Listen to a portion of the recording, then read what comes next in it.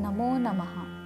महाकविना कालिदासेन विरचितस्य रघुवंशमहाकाव्यस्य षोडशे कथाभागे सर्वेषां स्वागतम्।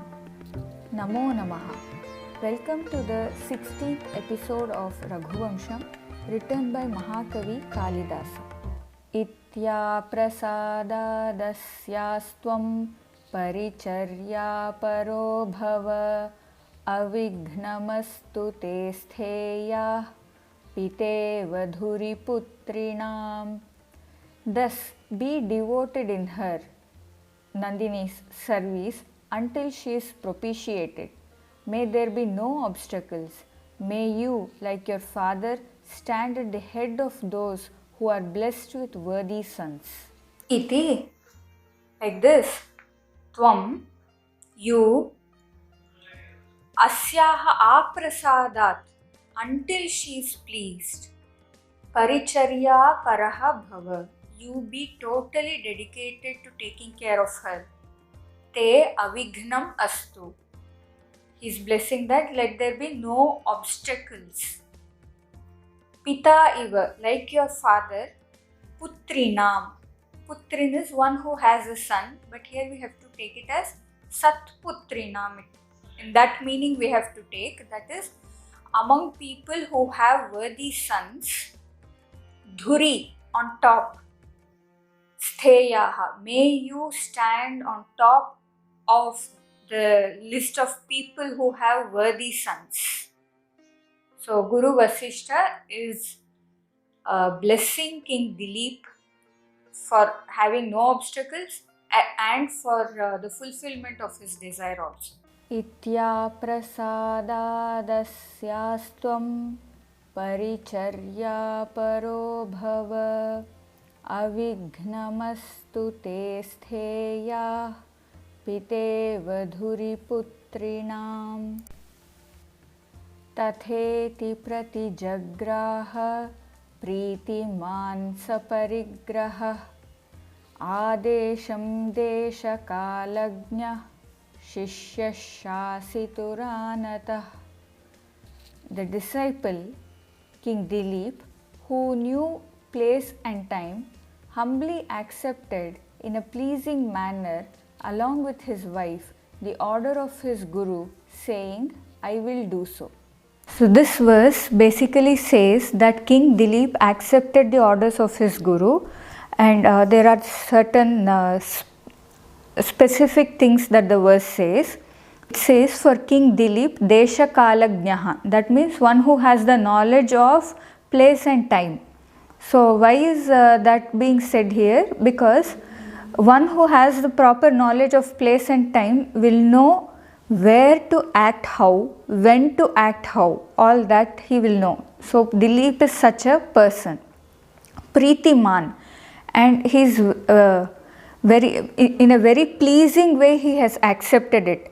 It's not that he accepted these orders out of compulsion, or he did not take it as a burden, but happily, pleasingly he accepted it. Pritiman Shishyaha, he is the Shishya here. Now Guru Vasishtha and Dileep are there, so there Dileep is the Shishya. Saparigraha, along with his wife. Anataha, Nataha means bowing, so fully bowing to the Guru, he accepted the Guru's orders. Shasituhu is here, Shasta here is the spiritual instructor, that is Guru Vasishtha. Shasituhu Adesham, his orders. Pratijagraha, he accepted. How did he accept? Tatha iti, I will do as you say. Like this, he accepted the order of his Guru.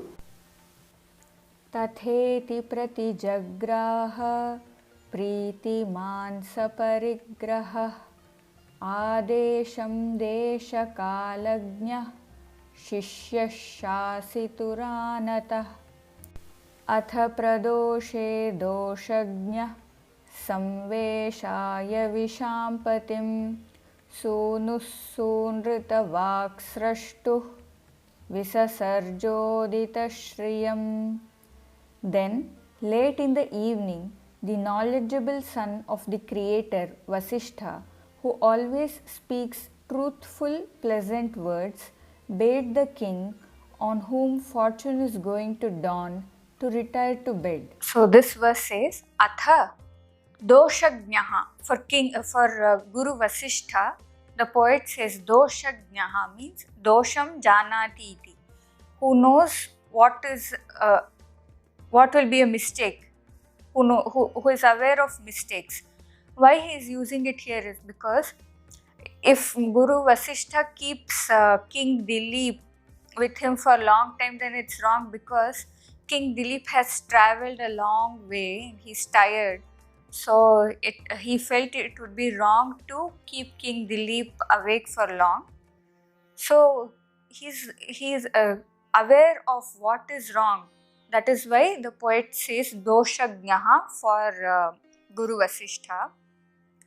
Atha Doshagnaha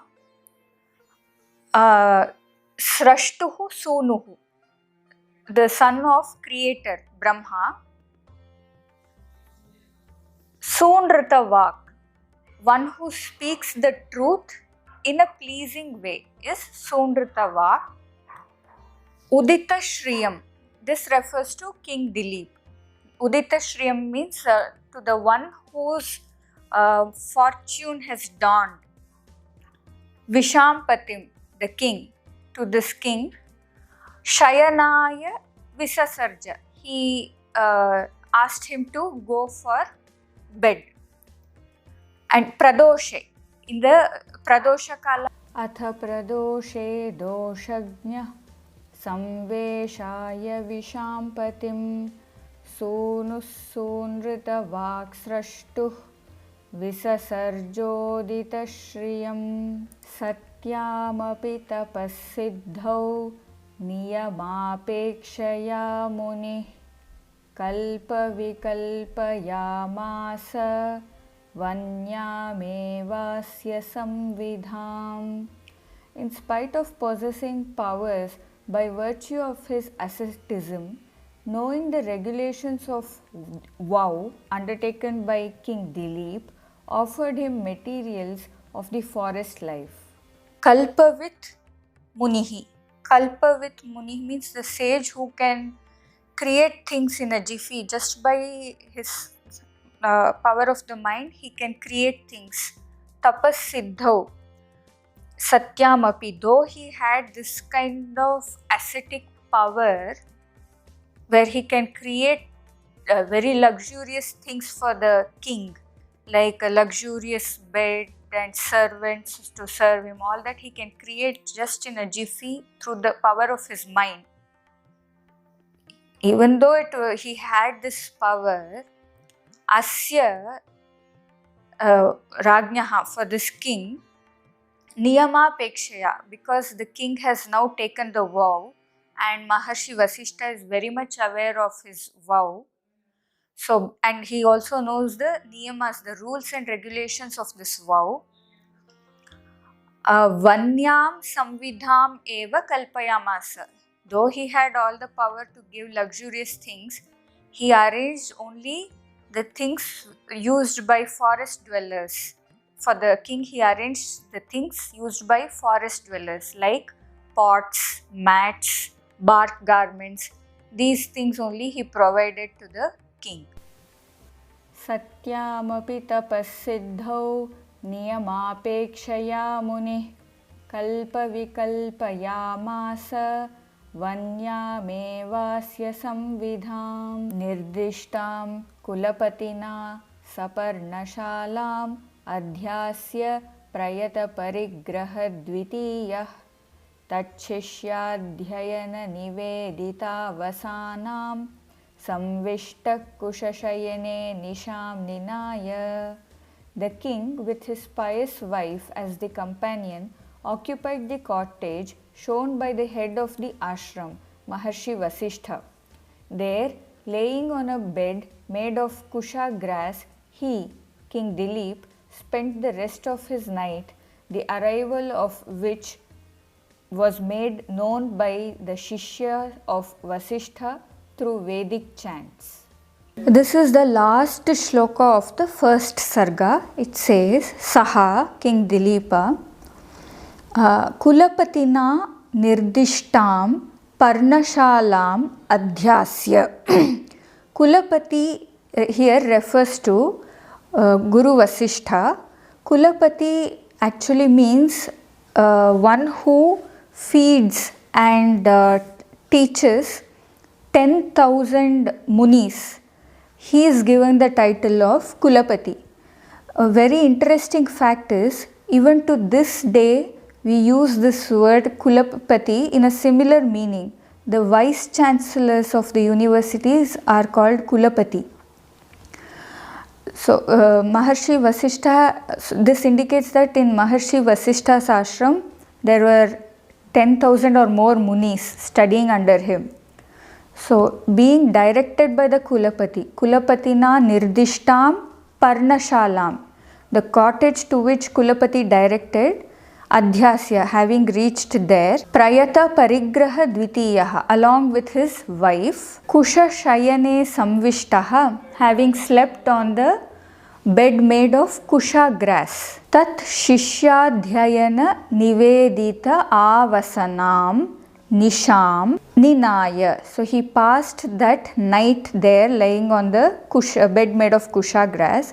The ending of this night being announced by the Shishyas there. So there are, how did they make this announcement? Through Vedic chants. So, and this shloka gives the contradiction between the life that King Dileep lives in the palace and the life that he is going to live for few more days. In the palace, he sleeps on a very luxurious bed, but here he is sleeping on bed made of kusha grass.